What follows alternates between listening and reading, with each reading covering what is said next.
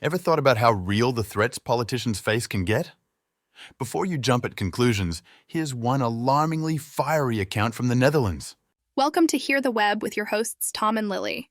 We are diving right into the unsettling arena of political threats. Picture this. Sigrid Kaag, the first female finance minister of Netherlands and current deputy prime minister, deciding to quit politics, not over policy issues, but relentless threats to her and her family. The most shocking episode revealed that one night a man showed up at her home with a burning torch. Yikes, that's terrifying. This horrifying incident happened while her young children were in the house, and the man live-streamed it all on social media.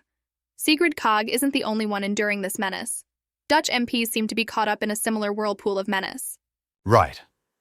The investigative program Zembla reveals that at least 41, about 1 in 4 MPs from a total of 150, are living under protection due to the threats they receive.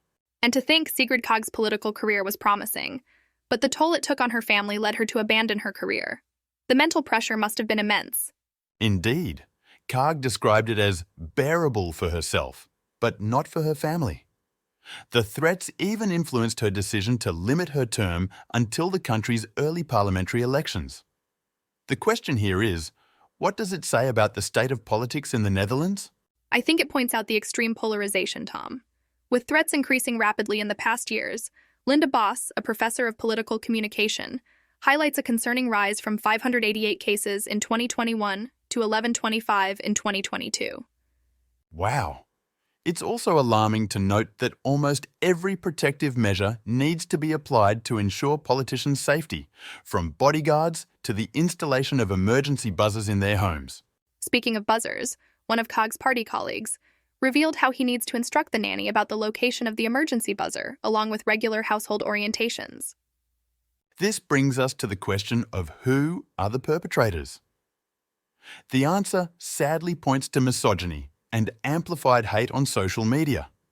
Women politicians, including Kaag, bear the brunt of hatred based on their age and gender rather than their policy.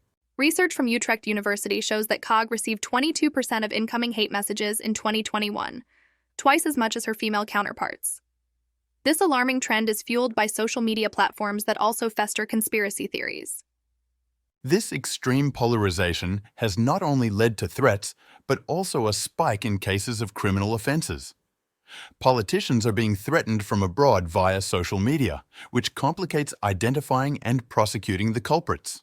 We also see a disturbing trend where around 100,000 people in the Netherlands are buying into the idea of an evil elite, with social media platforms serving as the breeding grounds for these theories. The rise in the number of parties in the parliament conveniently aligning with increasing polarity doesn't help either. These threats are alarming. How has this impacted Dutch democracy, Lily?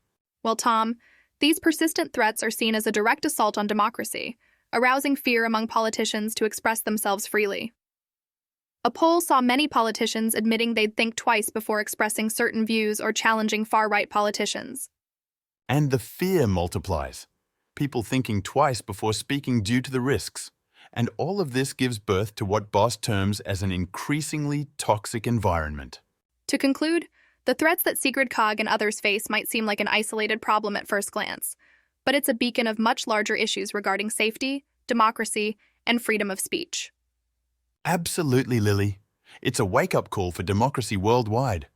To preserve the essence of democracy, there must be free speech without the fear of severe retaliation. That's all we had for this edition of Hear the Web. Thank you for tuning in.